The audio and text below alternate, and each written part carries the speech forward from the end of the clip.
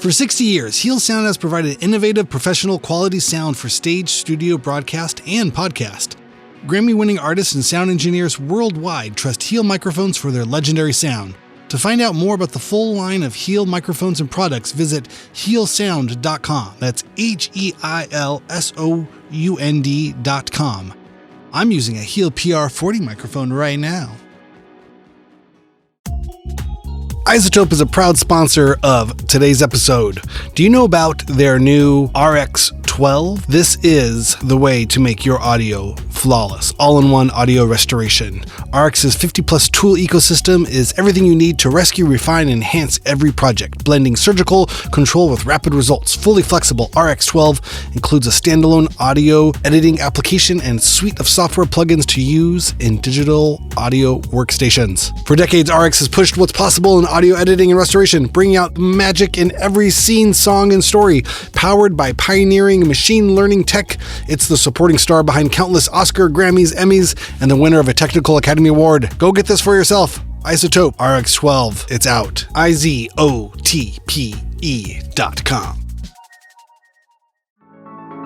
Hey, what's happening? Before we jump into the show, I wanted to see if you had any music on a hard drive. You have a band, you have a project, and you want to self-release your own music.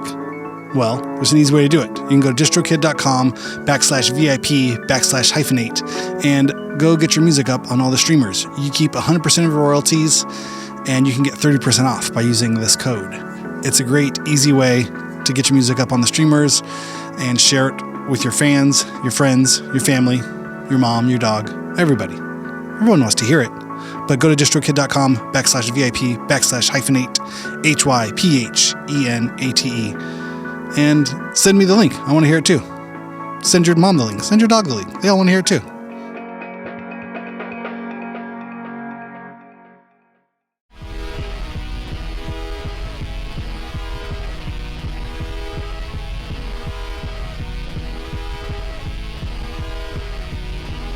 Hello, everybody. Welcome.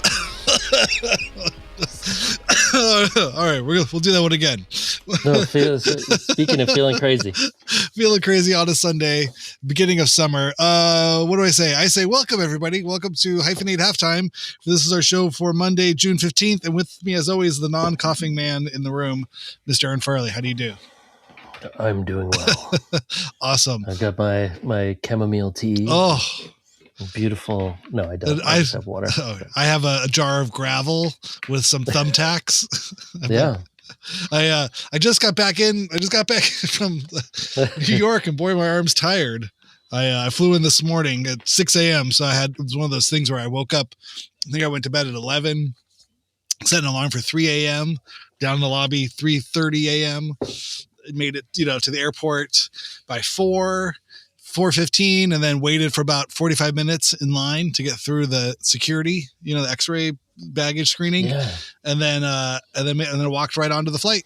It was just right there. Okay. All right. 6 o'clock. It all was from my 3 a.m. like alarm going off to like getting right on the plane at like 6 a.m. I was like, okay, it's 3 hours of movement. And so I don't even know that's like midnight last night for you guys here, right? So it's like from midnight till now. We've just been flying and moving. I did I don't know what I did. I didn't do anything. I just got home. Are you able to sleep on the plane? No, but I go into that state of like head bobbing, you're like, so it's a form of sleeping, I think, because you must be asleep if you wake yourself up. Like you can't wake yourself up if you weren't asleep. So somehow I was asleep and then my head jerks up and like, oh geez. Yeah. So I gotta say that I've thought of so many times of like, okay, I just need to bring like a headband that you could like headband, do the headband and then put it all the way behind the chair. The seat, yep.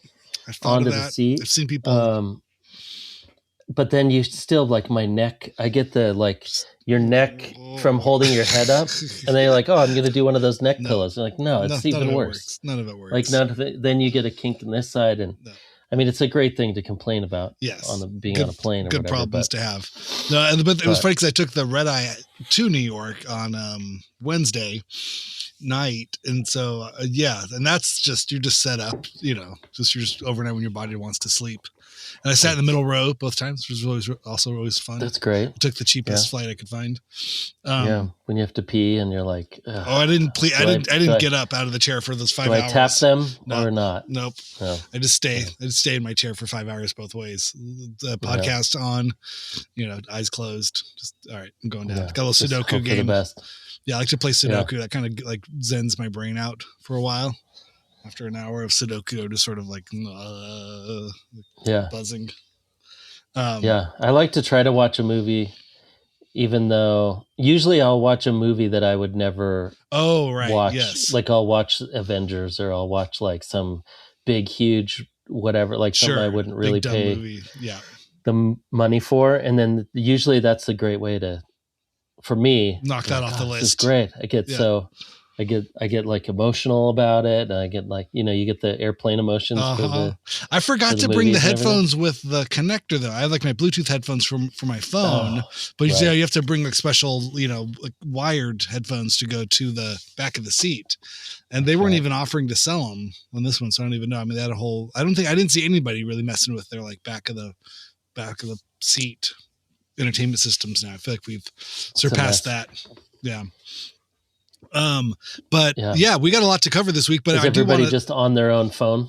Kind of. Yeah. I think it's a phone, people download stuff or they have games or they have shows or things you can just watch from your phone. We got, but I was gonna say, we got a lot to cover. Yeah. I want to talk about last week's interview with Nick Thorburn from, Islands and The Cream. Yeah. And then also we watched, Network. This is our third series. Third in our series of 1976 summer 76 films, 50 years of cinema. What a fucking kick in the head that film was, right? I mean, I don't want to cheat it too much, but that's great.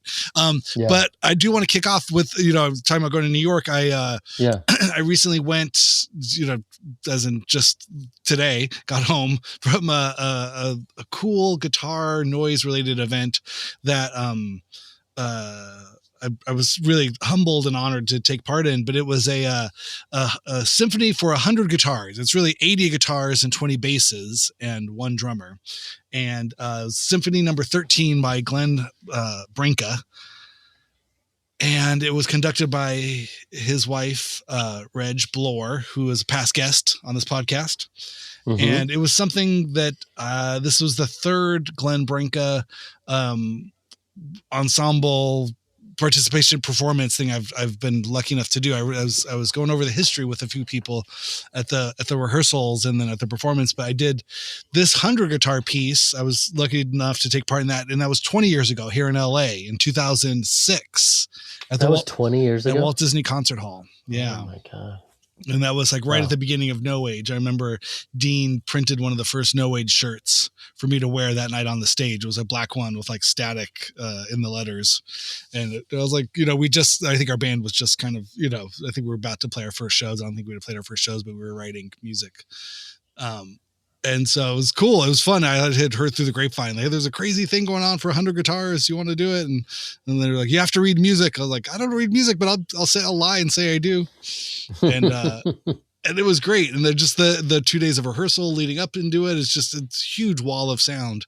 And then, and so I did that in 2006 in LA at the Walt Disney Concert Hall. And then I was fortunate enough to be asked to be part of a 10-person ensemble for something that was done by the Red Bull Music Academy at the Masonic Lodge, which is a 10-person ensemble. And we did like selections from a few of his different pieces. And that was 10 years ago. That was 2016. So I've realized now I'm like in a 10-year pattern with these performances. And then now this year, 2026, Reg sent out emails to everybody, I think, who had performed in any of these pieces before, asking if they wanted to join and be part of this one.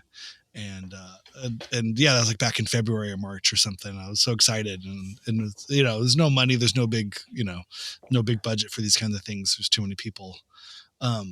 But it was fun. I took it as like a dad vacation. It was right. It was literally what happened at the end of our kids' school year. Like we had the big, 6th grade promotion, and then I went straight to the airport.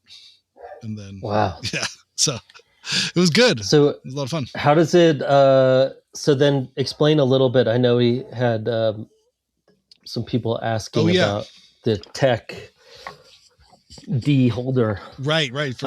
Asking about the kind of tech or what you guys bring or how does all of that stuff work? Yeah. So this one I brought a guitar, and the idea is that it's very, symphonic in its setup. Again, I'm not a classical music person. I don't know that much about this stuff, but there's my part was called tenor 4.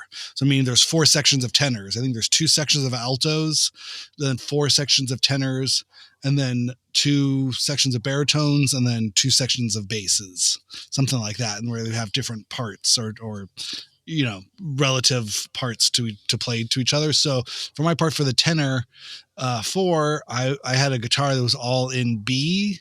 Like all the strings were B. There's 3 wound strings that were, I think, 26s or something. I think you take or 36, somewhere between the A and the D string on a normal, the thickness. And I still had some left over from when I'd done it before. I had them my little weird string bucket. I have my normal string cases, my normal string sizes. Then I have my weird ones, weirdo strings over here. And so I found I still had them there. I think there was 26s and 11s. Oh, I could look. But anyway, so you do 3 low Bs and then 3 high Bs. So all 6 strings are all tuned to B. And then the sheet music has a note, and you play them in a cluster, where 16th notes, really fast playing. And so you just do a full bar, of your fingers across all 6 strings and just play those.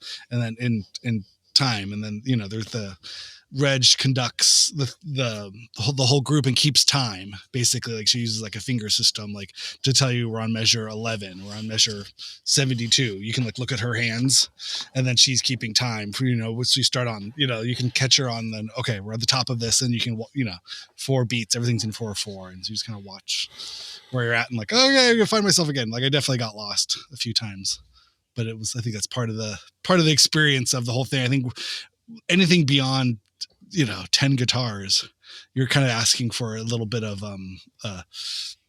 chaos to be built into a piece like that. A piece for 100 guitars is just asking for asynchronous melodies and weird notes and weird times.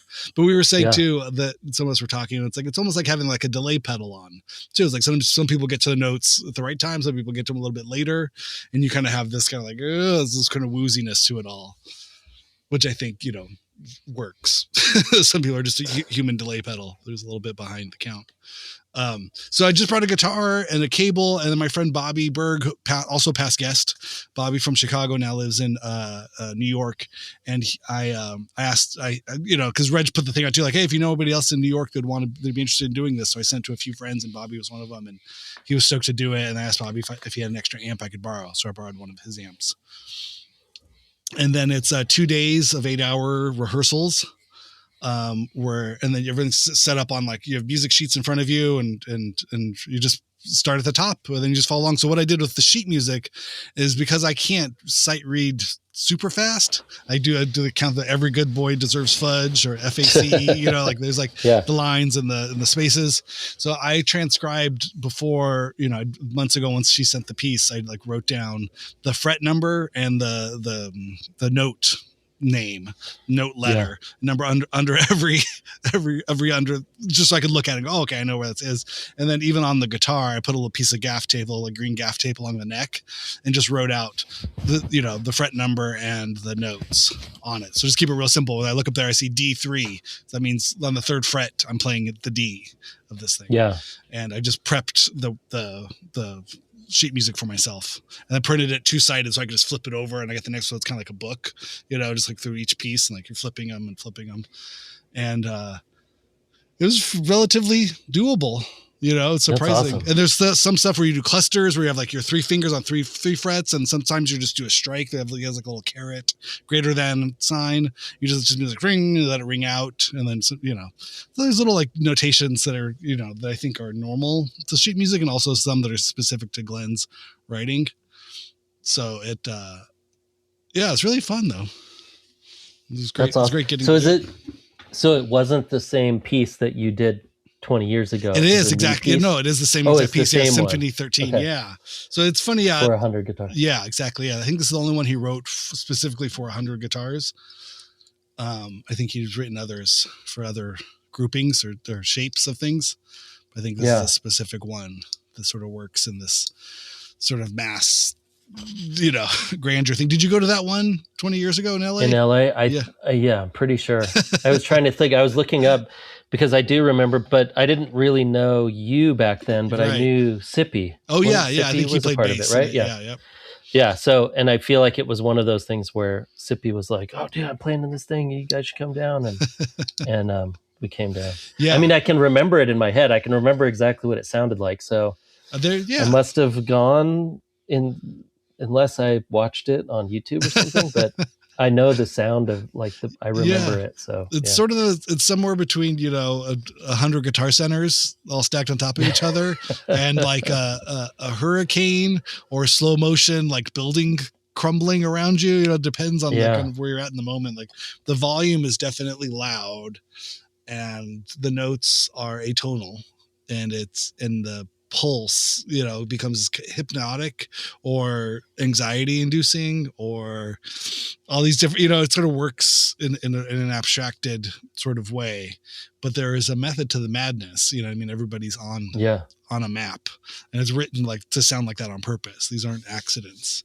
There's some at the end of the fourth piece everyone's instructed to detune their guitars to random tune, and then that's when it just becomes this kind of cacophonous crescendo of things, and Reg would to everybody go up, and then could bring it down, and she'd bring it up and down, just kind of just feel the swells of it all.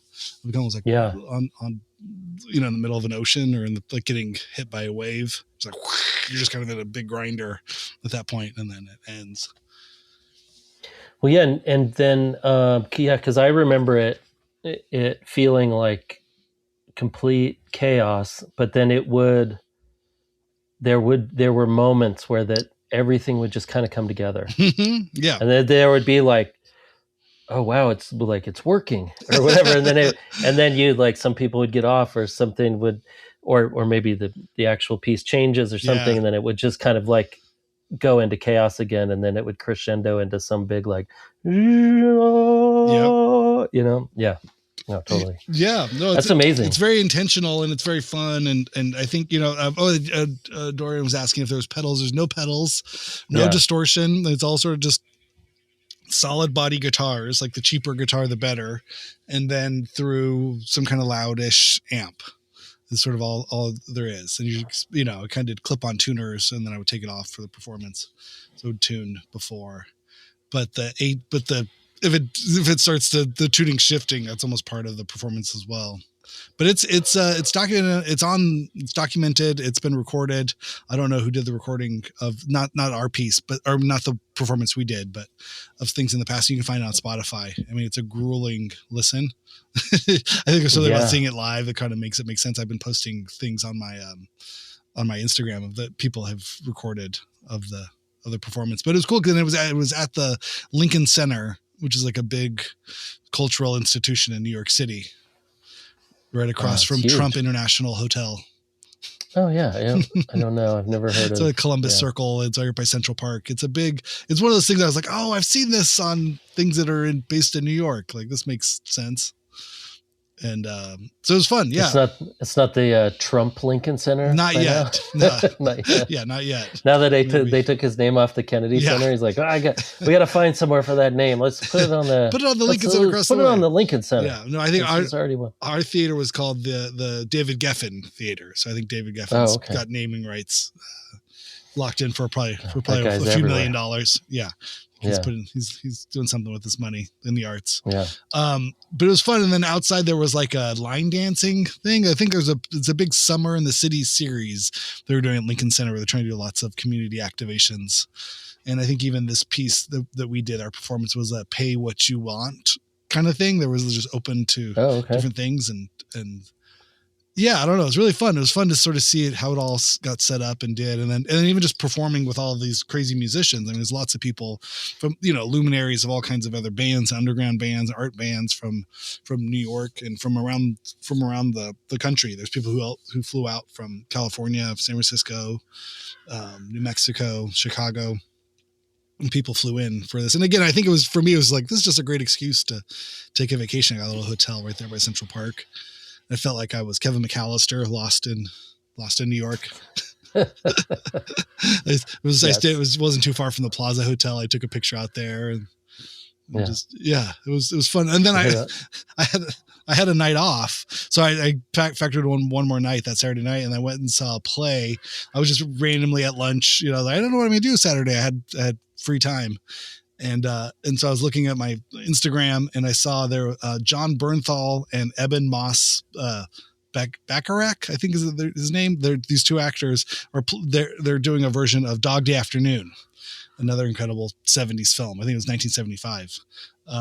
But they were doing a play version of it. I was like, that sounds fun. And there was cheap tickets. It was like $50 for nosebleeds. I was like, this is great. But the theater itself ended up being really small, and it was on Broadway. It's like a Broadway level performance thing, but maybe only 500 people in the room, they could fit, something like that. And wow, how was that? It was incredible. So intimate. It was amazing. It was amazing. I mean, these guys are like actors at like the top of their game, and the stage, it was moving and rotating. It takes place inside of a bank and outside of a bank, and just incredible. It looked like a film. It looked like, in the lighting, where everything was, and the sound, and I was blown away for $50. I mean, it's as much as I'd pay if I went out, if I went to a restaurant for dinner.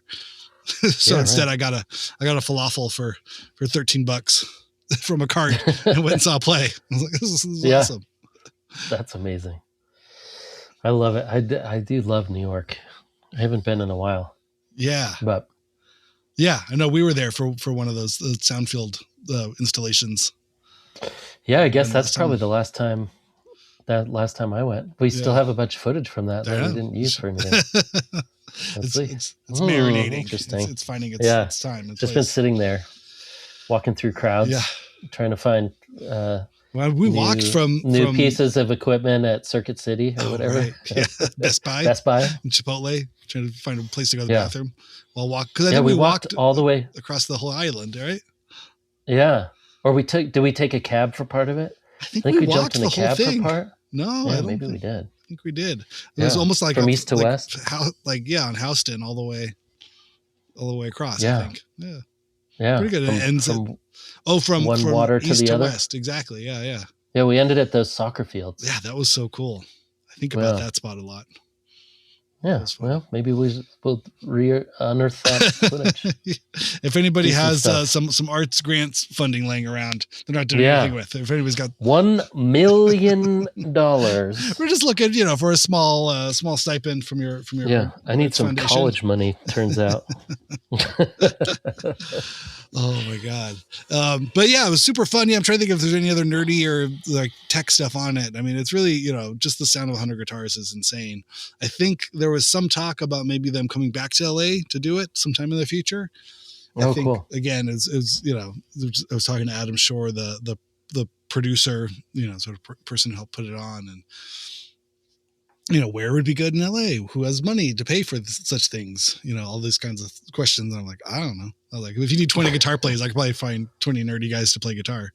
And I don't know if I could find you guys, whatever, $20,000 to produce it. Or a giant venue that fits 2,500 people. But I was like, I know they're out there. I was like, there's lots of entertainment in LA. I see weird things happen in LA all the time. So hopefully we saw. Yeah, that would be. I don't know. I love those things. Yeah, I love that. Was there an explanation of why, like, how he would come up with these ideas for 100 guitars or 20 guitars, 10 guitars? So I think in the interview I did with Reg, we talked a little bit about Glenn's practice or his, sort of goals, perceived goals for the experimentation and songwriting and sound design, sound creation. And I remember she kept saying it was about higher order harmonics, which is something that happens when like there's there's like a fundamental harmonic of a note, and then but there's also harmonics above it and below it that can become complementary or just in, uncomplimentary, discomplementary.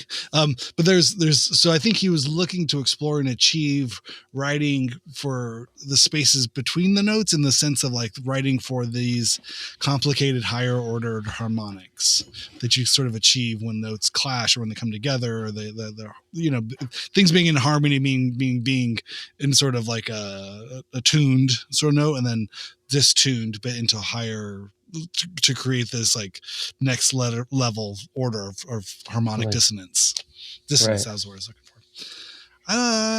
It's about as close as I could imagine it. I mean, I feel like there's some sort of idea of pushing boundaries of experimentation and expression. I feel like in a lot of ways it reminds me of like abstract expressionist visual art, right? In the sense that it isn't necessarily depicting a song or like, kind of like whatever the traditional sort of order that we would know of, especially as classical music, but maybe something in a way of a squall of sort of sound and fury. This sort of, because it's a very frenetic, very like hectic and like tactile piece. And then you see like, when you see people playing the guitars in this sort of manner too, it relates to because they're playing in these 16th notes and then or clusters and they're like almost like sirens or bursts of sound and feedback and sort of just pulses of energy. So it becomes this real sort of tactile experience, I think, seeing the pieces in this sort of way. And I can only imagine, the numbering system probably just, mimics symphonic ideas in some ways, you know what I mean? Yeah. Like what if, if you take this noise sort of concept into a more traditional classical sort of setup, like I think this is normally how symphonies work, is you have, you don't just have two cellos, you have 16 cellos, and the idea being that they're acoustic instruments, and the more you have them and they play sympathetic notes, it does get louder. Or, you have these parts, you see 14 trombones on a big stage or something. I don't know what the numbers are, how these things work, but you have, violins, cellos, basses, all these things. And they all have parts written for them. Sometimes they go together. Sometimes they complement each other. Sometimes they go against each other. And that's sort of in this composing world. So I think he was able to graft this traditional formal writing template into sort of his downtown New York noise experimental guitar idea. I think it was sort of, this sort of leveling up of these ideas. If you can take like 10 people or 5 people of kind of feedback, noisy guitar parts, but then mount them into a larger classical form structure. Yeah. Is the best I could sort of make of it. Just meaning that there's thought, there's intention. It's not just like everybody go crazy for 40 minutes. It's like, no. Altos are going to play the high notes. Tenors are doing these kind of middle notes, baritones lower, and basses even lower. And then kind of listen to the dynamics. I just don't know how you would hear these things. He's writing, I think in some kind of way you must write out of like theory in some ways, and then you probably have to mount it and hear people play it and go, no, rewrite, I would imagine, or it was all in his head, he could hear it. Yeah. Again, stuff that's beyond my pay grade. Yeah.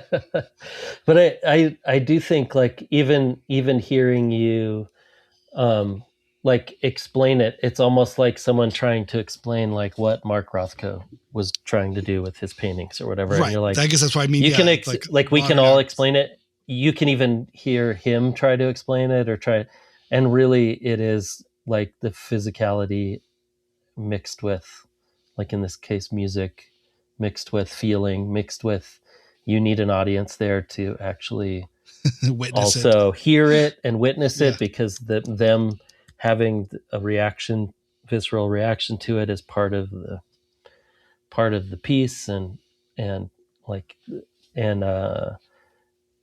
love that kind of work that is very hard. You can explain it as best as you can explain it. Mm-hmm. But you have to experience it to really know if you've seen it or not. Yeah. Right. And Mark Rothko being somebody who kind of has complementary or contrasting colors in on a large scale canvas, right? This was sort of his, sort of field and his color. Field, like color field paintings, but they were also known, like he was trying to hit like a higher order of feeling, almost like a religious kind of outpouring when you would look at like the fuzziness of his paintings and the colors blending together and also being separate and not being able to see the lines. And there was just a whole thing. And they were huge. And so when you were meant to stand like right close to them. So like the scale of them was so big that when you stood really close to them, you couldn't see that much to the left and to the right. And so you would try to be enveloped by this, these fields of color that were paint. And, it's just a whole thing. And then you look at, and they're also like the most expensive, when they come up for auction, there's a type of paintings that go for whatever, $170 million. And people go, oh, it's just a square on a square on a square. And you go, yeah, I mean, you're not wrong, but it also isn't. It's really hard to explain why, but until you stand in front of one and you go, you experience it, like, oh, that's what that is. Yeah. Okay. I mean, I think that's a good way of putting it too. I think addressing the idea of scale. I think something at 100 guitars, if nothing else, just presents, scale. It's something that it's hard to fathom, you know what I mean? Like when you look at a painting that's small, it's like the size of a postage stamp, or something that's a mural on the side of a building. Like, but couldn't you have made that smaller? Like, or couldn't you have made that bigger? Like, but here's a choice that the artist made to present things at a size, and you have to reckon with that in your own sort of way of how do you interact with it? If it's so big, how close can you stand? How far do you have to be? What is that feeling of, are you overwhelmed by it? Is that intention? And how does that feeling of being overwhelmed relate to the content within the art itself? Is that, harmonically pushed, that you should feel more overwhelmed, or is it more like put you at ease? Like these giant, Wayland statues, where it's almost like life-size whales, and they're so huge, but also so tranquil. And this is big kind of a calming effect when, things at that level could be dwarfing you, but and you almost have no control over it. Like if there's one guy playing guitar in front of you, you can just go, okay, right, I've seen this and I can take it or leave it, or I can just walk out of the room or whatever. But then if someone's like, no, there's 100 people playing guitars, you have to go. Also, just the uniqueness of it, I guess, too, of like, what's that sound? Wait, this has never happened before. I probably know 100 people who own a guitar. I've never heard them all play a guitar at the same time in the same place, and it is one of those things too, that when the group gets bigger and bigger and bigger, it does become more of kind of like a community, or like you also know, like this isn't easy, right? This is like this could have been easier in the sense of, like you said, he did make other pieces for 10 guitars or 20 or whatever, but that it is something to say, like when you have an idea, I mean, we've all probably had crazy ideas too, like, wow, I should do this thing. Yeah. And then you like, there's probably multiple people that have gone, I should make a piece for 100 guitars. But he's the one that did it. You should, Well, and also anybody hearing this, if they want to get 10 friends together and play guitar and write out notes and absolutely, you should do it. Yeah. Why not? 100%. Yeah. And also watch how hard it is to do and how like difficult it is to then also make something that is appealing that's interesting enough and have enough of a name that people will come out to see it. And I think doing all of those things, I think also adds to the mystique of these kind of projects, where you look at something that is so large, you go, I just want to be a part of that, whether you're playing in it or whether someone's like, I remember, wasn't it the drummer, one of the guys from Boredoms did like 100 drummers? Yep. Yep, they did all the in the new millennium kind of thing, like 222 or 33, or it was 777. They had like 70 drummers on the 7th of July, and 888 had 80 drummers, and 999.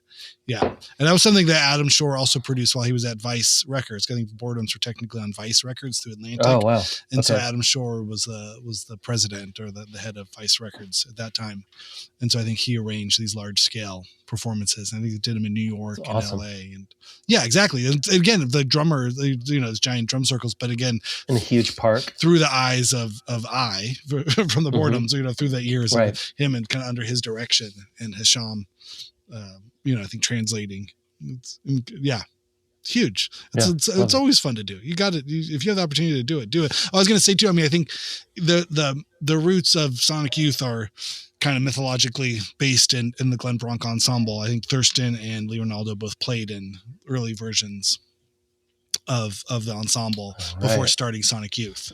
And there's a lot of Sonic Youthness in it, where I think, in some ways Thurston and Lee sort of, were influenced by that vocabulary of these sort of guitar sounds and the dissonance and some influence in a lot of ways. But then also took it and mixed it with punk and no wave and post punk and, all this kind of rock sort of formality, where you have two guitars kind of doing this thing, where then a bass player and a drummer kind of holding it down, which I think was key to a lot of the Glenn Branca things as well. The bass and drums kind of keeping time in a metronome sort of way and building, and then the guitars kind of clashing in ways. So I think there's a lot to that. Yeah, and that's sort of what brought me to the awareness of Glenn Branca. I mean, I'm suburb kid of Nirvana, from Nirvana to Sonic Youth to Glenn Branca. Yeah. Which is, they're probably not too different than a lot of people coming to it, but it's exciting. It's fun. It's like that feeling of like going on a treasure hunt. I'm like, ooh, okay. I'm deep in the noise here. This is happening. I want to make sure so hopefully that answered a lot of the questions. If you have more questions for me or want to talk about it, you can find me on Instagram at Randy S. Randall. You can write the podcast here at hyphenatehalftime@gmail.com. And I can nerd out with you about it, or we can bring it up on topics, on the show. I don't mind nerding out about music and weird noise music or weird abstract art. We lost, David Hockney, legend, the art world. I mean, I feel like there could be a whole episode on that. We could talk about David Hockney and his influence and his presence and power and abstraction and mundane and color and formality. It's a million things, but maybe we'll save that for another episode. But it'd be good. We could have more art talks. We can definitely get weird in our art talk stuff too. I think. Yeah, I mean, I just a little about Hockney was when I was in college in the 90s, and I was shooting photos, but I was more interested I was just trying to figure out, I don't know, I wasn't really doing like documentary photography, and I was trying to figure out where I was going for my final project, I guess. And then one of my professors showed me the Hockney multi-photo collages. I mean, I guess you call them collages, even though Polaroid. I don't think he really called them collages. I don't remember what he actually called them, but and it completely changed my view of photography personally, to be like, oh, this doesn't have to be one rectangle. Like you can figure out how to use photography to kind of build out a space, a little bit more space. Photo joiners. We're explaining David Hockney's joiners, Joiner. I think he's calling them. Yeah, that's interesting. Yeah. And so then he would do, I mean, like some of his more famous ones, like the Pear Blossom Highway. Yeah. And that was part of the permanent collection of Lackawanna for years, right? That's still on display. I remember seeing that. And it's like an intersection in the middle of a desert, and it's made up of 500 small Polaroids, it looks like, or something. Probably like more. It's actually 4x6 prints. Oh, okay. And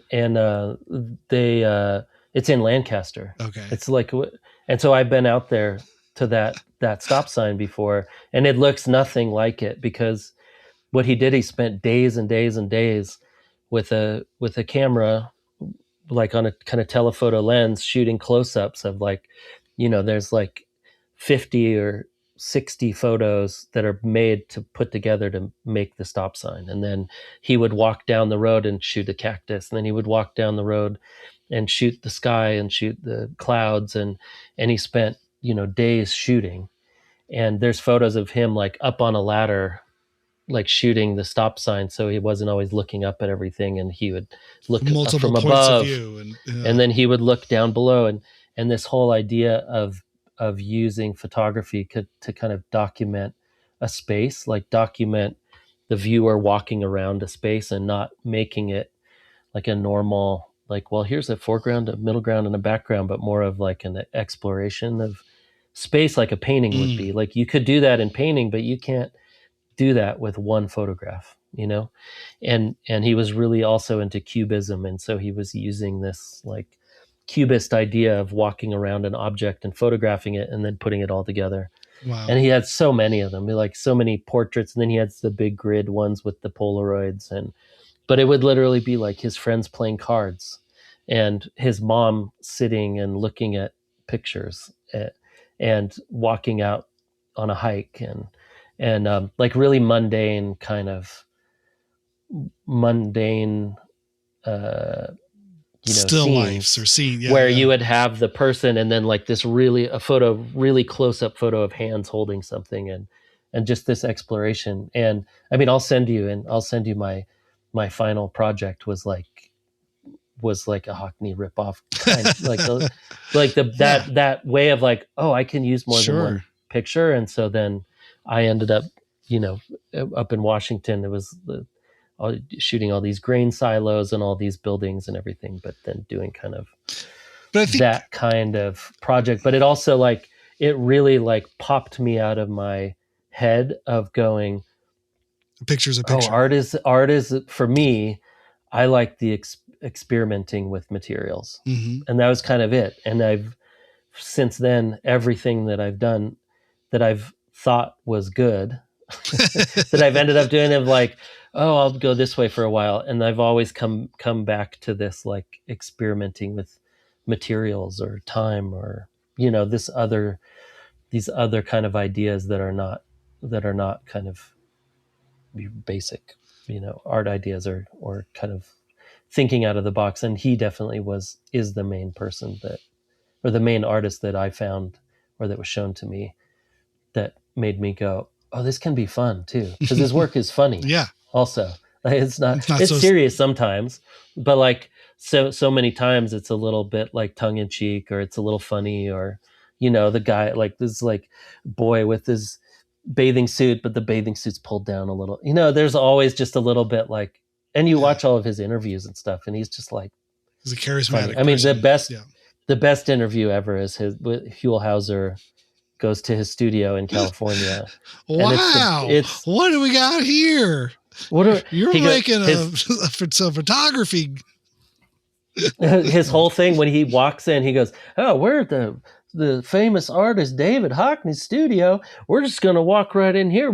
You got the microphone there set up? Okay. So what we're going to do, we're going to just open up the door right here, and we're going to walk right in and see what he's up to. So he opens up the door and he goes, hey, David, how's it going? And David, he's all the way over and he's like, oh, hey, how are you? And he goes, oh, what do we have here? 2 little dogs. What are their names? And he does the first minute and a half. Just all about his dogs. Asking him about his little dachshunds that he has that are sleeping. He's like, oh, well, they're a little old, so they don't get up. He's like, well, maybe they're just hungry. You might need to feed them a little bit more so they have a little more energy. And he goes, well, yeah, it's possible. The genius. And he goes, well, we got a lot of drawings here. And then he looks around and he goes, what's that in the middle of the room? Is that a treadmill? And he goes, yeah, it's a treadmill. He's like, you run on that treadmill when you're making artwork? And he goes, no, it's a lot of times that's how I get my exercise. And if I'm going to watch TV, I'll go on it's like, oh, that's a really amazing way to stay in shape, And we're 5 minutes into a David Hockney interview. Like arguably the most important artist of the last 60 years, even during this time, which was in the 90s. And it's the best. And he's so into it.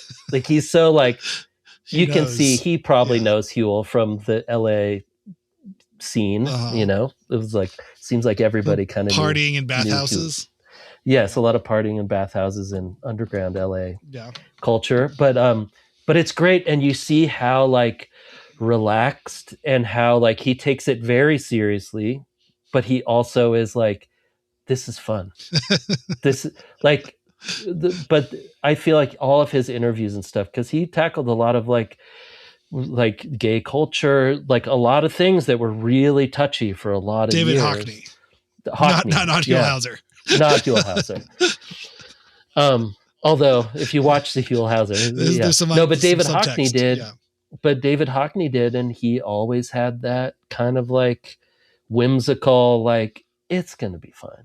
You just watch these interviews and like, but it's also fun. It's okay. It's like we're okay. Everything's gonna be fine. Like we're gonna, you know, I don't know. Not so precious about it. I love him. That's incredible. Yeah. Incredible. Yeah. And just the smartest. Like his art history talks about the materials that he thought that other old artists used, and the way that he thought that they probably used mirrors to copy but they didn't tell anybody because they didn't want anyone to know their secrets.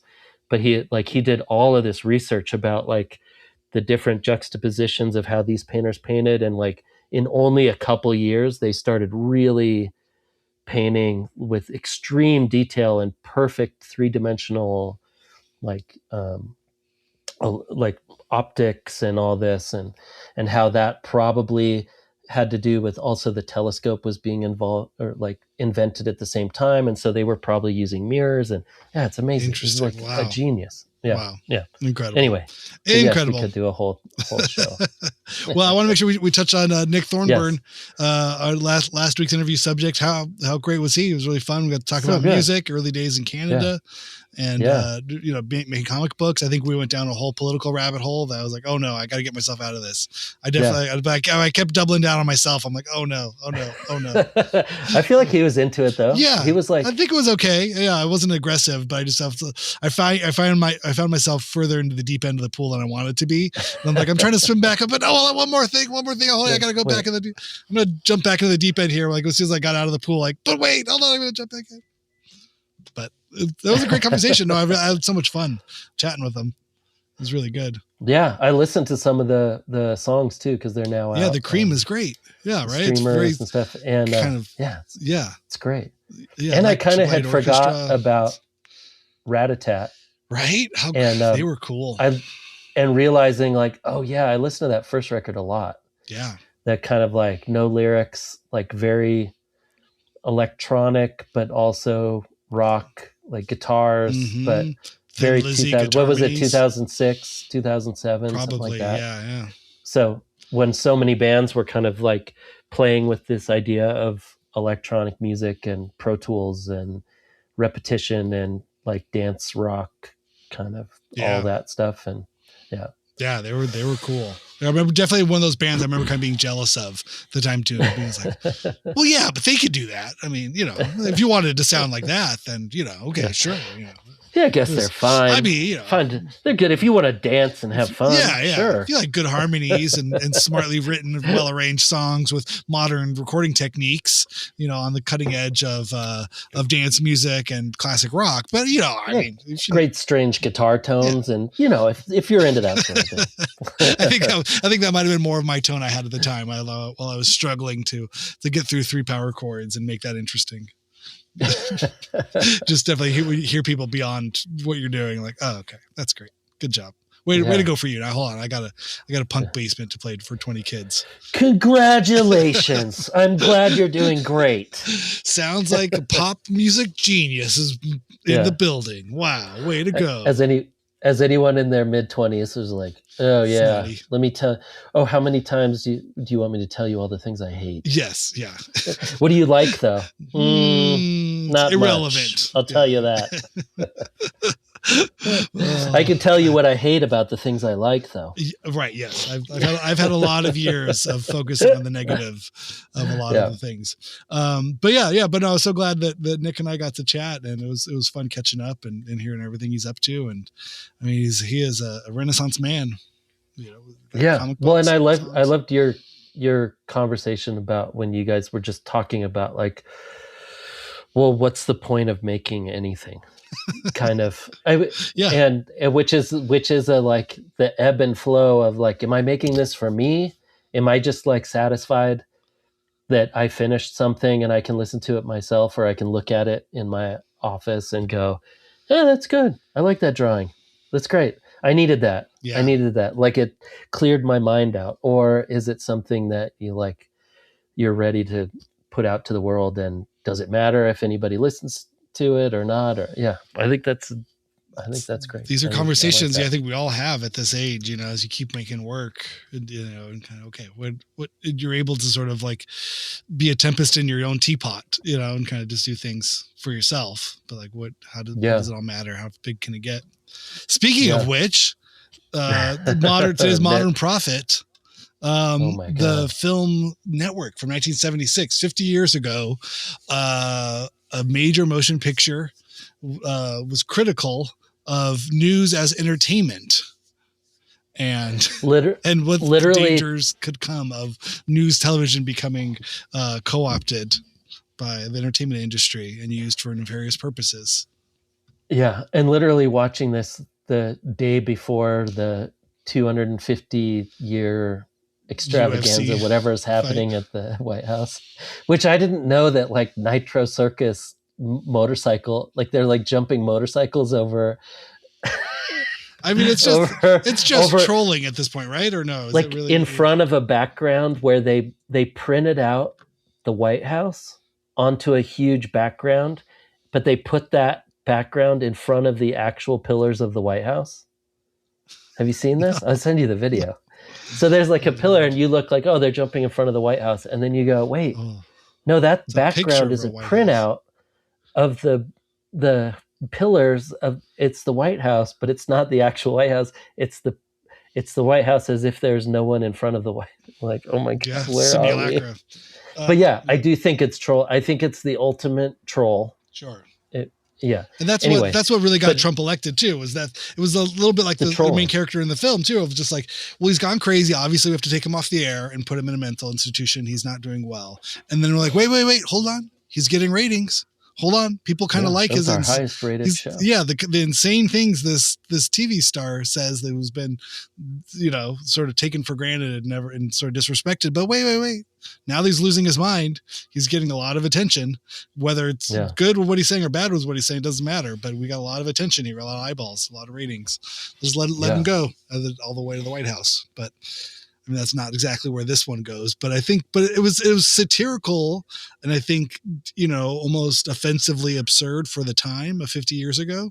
Yeah. The scenarios that they presented, and it's hard to watch it now 50 years later and really fathom how much of a black eye this film would be, or how much a poke in the eye this would be, because we've lived through worse, I would say.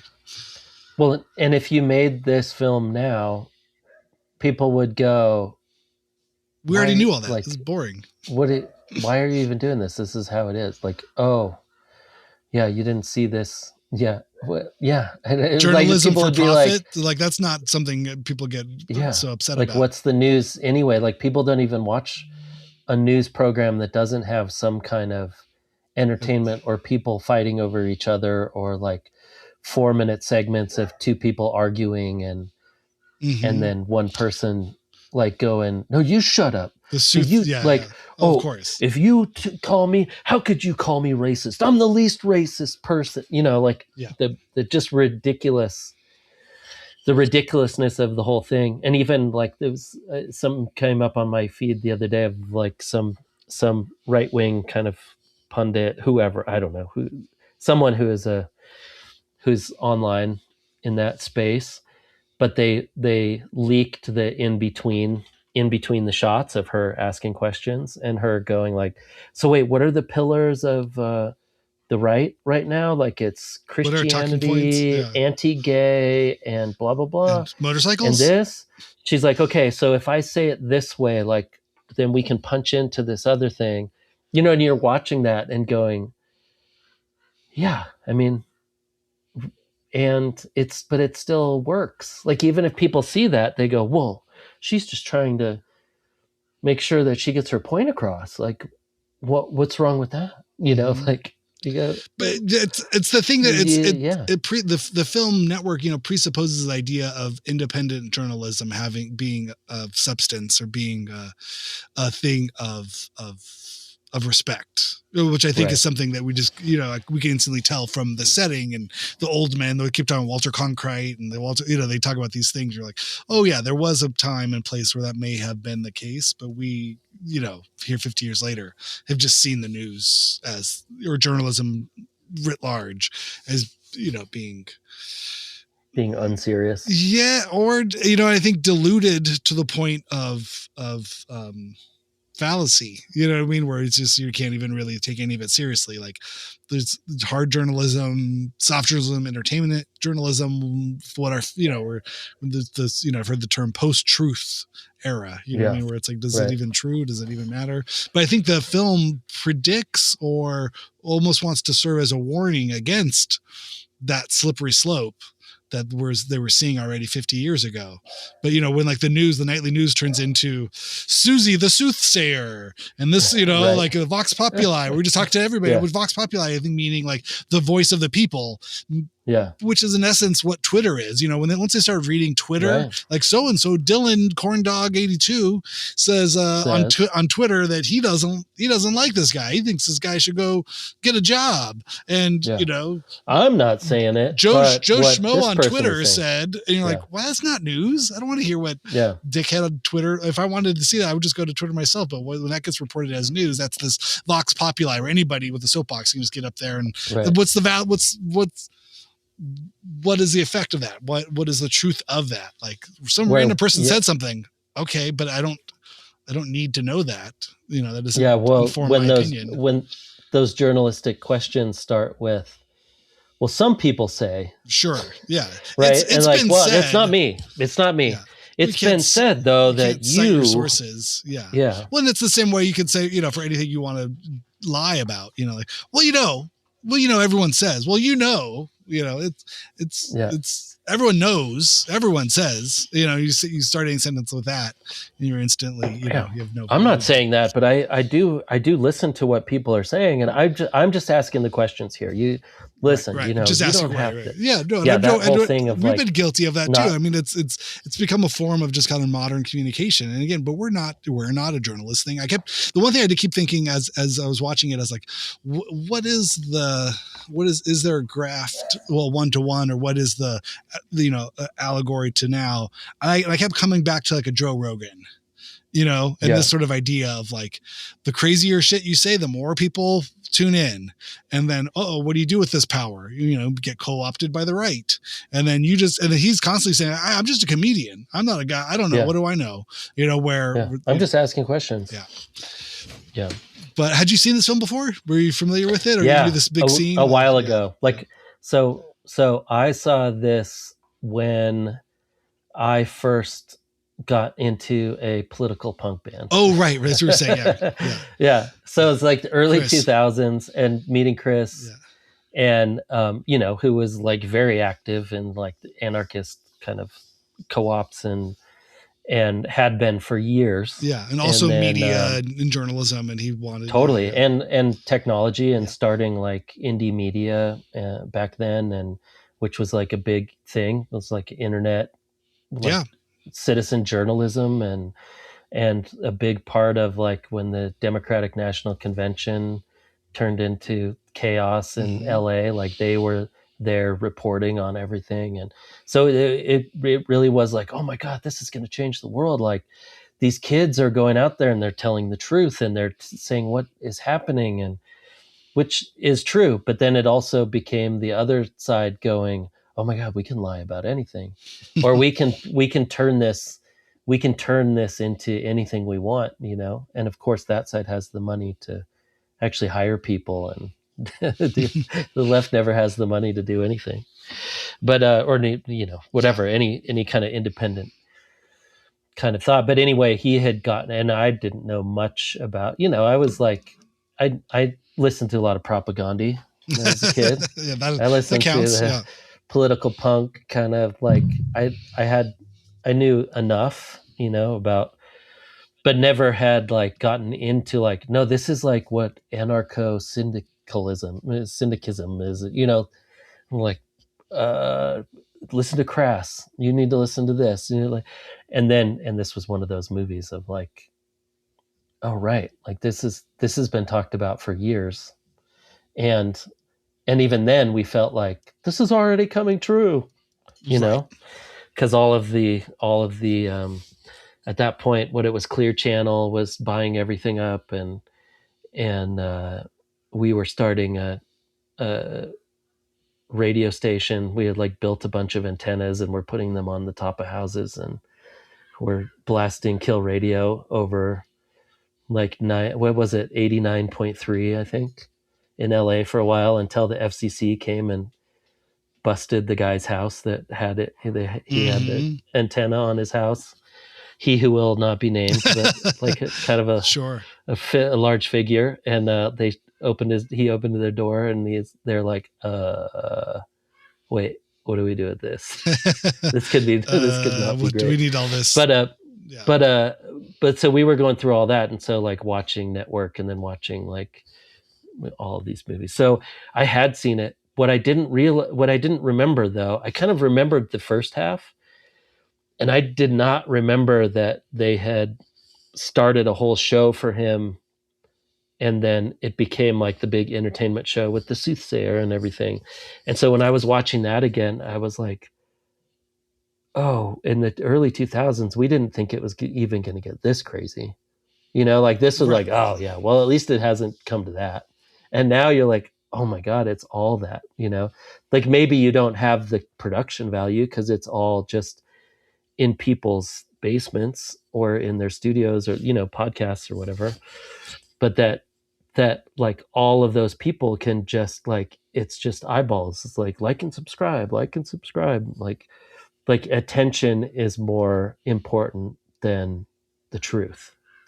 Like everybody's just, and I feel like that's what that whole movie was about. It was like, well, we're getting attention, and we're getting more attention than ABC is. So whatever's getting attention. Ratings wars. Yeah. But then the end I thought wasn't written very well. Like when it just ends, where they're just like the last 5 minutes, like, well, we got to kill him. I think we should kill him. I think we got to kill him. And like, what do you think? Yeah. Well, I think you're right, Bob. And then even, like, oh, this is a little. And even the communist television hour, where they have the domestic terrorists robbing banks. Right. It's a little underwritten. It's played a little bit, yes, large and grotesque. Seemed like it was just thrown in there. Yeah, they needed an end. But the whole point of I'm mad as hell, I'm not going to take it anymore. It talks about virality. Yeah. It talks about all kinds of things that would later kind of become synonymous or just unquestioning with how we interact with media, as an audience 50 years on from this idea, but just that power of one crazy man on the air and everybody else just being powerless to that whatever is popular wins, takes the day. It'll take down, the whole networks, and the one network president has a heart attack, and then, Robert Duvall takes over, and how great, but Faye Dunaway is so like, the writing of it all too. And William Holden, is from, kind of the classic age, golden age of Hollywood, and him just like, so this is how it is, and him just talking so frankly and so bluntly about sort of the post-feminist revolution. Now we're in the 70s of sex and women in the workplace, and like, well, do you love him? Like, well, let's get back to you and me talking about dinner and go here. And again, things are just like, this isn't right. Like this shouldn't be this, we know now post Me Too movement, I think in between cultural sort of sides of things like, okay, well, this was probably seen as liberating or empowering for the Faye Dunaway character to be playing the men off of each other and sleeping with different bosses and to get over the head. And this guy's fired and now she's got his job and he's got this. And that was probably seen as a political power play, but obviously sex in the workplace and all these, power imbalances are not seen as such a celebrated thing, post Me Too in this world of stuff. But it was playing with all this intertextual sort of things going on, and her being the young person who could see the future of what television is, there's the sensationalism of it and butting up against the older generation of actors, and literally, and then just talking so openly, like, the wife's like, well, do you love her? It's like, I don't know if I love her, but I know I'm going to see her again. I know I'm infatuated with her. And just this kind of conversation of stuff was like, okay, there's something strange. And it's not melodramatic. It's almost, he was searching for his emotions, but you could see the actor in there really trying to play this moment of like transcendental, new wave, new agey sort of thing. Like, I find myself drawn to her. She's magnetic and charismatic. And I believe this is where my life will go. And the wife being like, "You're going to throw our whole marriage away, our kids, this house, everything." He's like, "Well, yeah, I think that's what I'm going to do." Like, okay. This is so strange. This is like such a detached. Yeah. Well, and I think that was also like mirroring the technology and where society is going of like, yeah, we're all just going forward into this new thing because it's like, it's cool and it's new and it's shiny and it's like, and like, cool. Well, do you want to go there? And like, I don't know. What about all the people you're going to hurt? What about the wreckage all my of your attention? Life? Yeah. It's got all my attention. And do you want to be on your phone all day? Well, no, but I am. And I keep looking and I keep going like, well, what if I miss something? The dispassionate sort of, obsession with sort of the new media idea. Like, I'm not really choosing to do this, but I don't really think I can stop doing it either. Okay. I don't want to be left behind. Mm-hmm. And what does that mean to be left behind? I don't know. No idea. And the relationship is just her talking about her new products and her new ratings and her new thing. And he's just silent and passive the whole time. And it's very much she's the iPhone to his sort of just like user, like, oh, okay. Right. And he's like, they're having sex and she's talking about ratings. Right. It's obviously played for laughs. It's a surreality of it all. But again, there's something to that.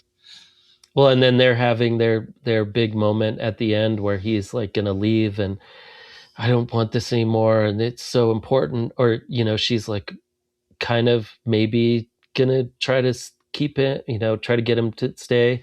And then the phone rings and she just kind of looks over and she's like, okay, hold on. I'll be right back. And that also is like, it just reminded me of the phones and everything now too, of like that, listen, I have a lot of conversations with all the people I work with and everything. And we're talking. And then, you'll just be talking to someone and the phone dings and you're talking and they look at the phone. Oh yeah. And you just go, wait, we only have like a minute left to talk. Like you couldn't wait. And then the scrolling starts and they're like, yeah, totally. I know. And like, and you just go, oh no, you're gone. Maybe I'm that boring to talk to that the little ding will get you right out of the conversation. But also like it happens so often that that it's now become for everybody, it's become the like, no, my attention is always somewhere else. I'm just waiting for that to ding to tell me when to open my phone. But my attention is always like 30% on my closed phone, waiting for it to tell me something amazing. Some new dopamine reward. Yeah. Yeah. Yeah. It's an incredible film. I recommend everybody go out and watch it. If you're looking for, prescient films 50 years ago, speaking about, predicting what was happening now. Patty Chayefsky is the writer. Again, hugely interesting. There's 500 hours of conversations could be had about him and his life and his writing, as well as the director Sidney Lumet, who also directed the film Dog Day Afternoon, 12 Angry Men with Henry Fonda in 57, Serpico in 73, The Verdict in 82. He even directed The Wiz. But yeah, what an incredible career Sidney Lumet had. It's very almost documentarian, but very much, expressionistic filmmaker too, definitely searching for the truth, I think putting you as the viewer in the space to sort of be on that journey of where's the truth? Did it feel so real while you're watching it? Well, and this felt very much like a play to me too. Like the all of the writing was like very long paragraphs of one person talking and then a couple people going, what do you think about that? And then this is like very big diatribes. And then even the way it was shot, they would like walk into a room and then stand in the living room and talk. And then they'd walk to the kitchen and stand in the kitchen and talk. And it was but it felt like like you were watching a play, like the editing, there wasn't a lot of like quick cuts and right. It wasn't an action really film. close-ups and big long shots. It was very much like you're watching a play. But it played with the screen though too, where when you were in the television, areas, there would be multiple screens happening and telling this overlapping dialogue, overlapping images, and these kinds of things. But also that scene with Ned Beatty as the head of the corporation, which is and I had to go back and watch it again because I'm like, what happened here? When the lights are coming out from his hands, almost like lights of rays coming from his perspective. Head. Yeah, all the way into him. But if he sets it up to like, let's go into the conference room, I think that'd be a better setting for our conversation. In a very kind of like bland businessy kind of way, and then like the wrath of God, you have unbalanced the laws of nature becomes this huge thing. And I had to think like the second time watching it, I was like, this might be from Beale's, psychotic break of mental reality. This might be what he's perceiving being said rather than what's actually being said, and then that kind of made me look back at it because Beale goes in and out of his trances and his things. And at what point are we, the viewer, privy to those or not? And sort of questioning the unreliable narrator aspect of it too. Of like, did that really happen? And then but maybe it did, maybe that's, like you reach the Wizard of Oz at the end, here he is, the top of the food chain, the guy who pulls all the levers of all networks and all media and all business, head of business. And he's a raving lunatic as well. Yeah. Right. And wasn't it in that scene where he said something about, he's like, I've seen God, or I hear God. Like it kind of starts with Beale saying that, doesn't it? Yeah. Like him talking about that, and then the guy goes, kind of turns into that character. Of God, yeah. That's right. Oh man, but he's talking about like there are no governments, there are no presidents, there was only capital, there was only corporations, and AT&T, and and what happens and the power that flows between these corporations was what's really going on. There are no nation states, there's no laws to protect anybody, it's all just capital. And then Beale comes back and says it's unhuman, we've become dehumanized, we are just profit centers and workers and things to consume the products that we were given. And again, you rip all of that out word for word verbatim and put it on social media with quick snippy clips and conspiratorial music behind it. And it's exactly the dialogue, I think that people are having now, late stage capitalism, end of times, apocalyptic capitalism. And what's this all about? 50 years before, released by Metro-Goldwyn-Mayer, a company who has been bought by Kurt Kerkorian twice and sold for parts in so many different ways so that he could run his own gambling empire. I mean, the MGM stories, fascinating. Oh my God, I don't know anything about this. It's horrific. But there's the MGM casinos. Kurt Kerkorian was a kind of movie producer, but really just got in bed with gaming and gambling. And so he had sold the assets so many different ways, but he keeps the name as almost a shell corporation for things, and he sold it to other people. It's a funny rabbit hole if you need to go down, because those sounds very interesting, or it sounds very similar to our president. Right. Yeah. But the MGM studios are now part of some other studios. It's Studio City Studios and the Munchkin Land, and it's all sort of kind of there in some weird ways, but it's just a shell of a company. Anyway, but the corporations, right? I mean, this is it, it's Sony buying Columbia, Sony, all these things. There's big corporations eating things up, and it's like, that was it. There's nothing new under the sun. This is where it was then, or was being predicted to be. And getting your problem talent out of the way when they become like when they're not making you money anymore. We got to kill them. Yeah. Like not that would ever happen, a staged killing on television for political reasons. That doesn't happen. Never. Yeah. Never. All right. Well, it's a good spot to end right there.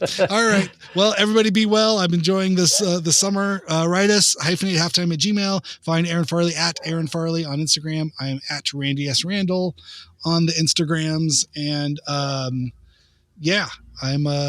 excited. I'm excited for the summer. Yeah. More fun stuff to come. All right. Yeah. Bye. Glad you're back. Hey, made it back. Hey. Coast to coast. Coast to coast with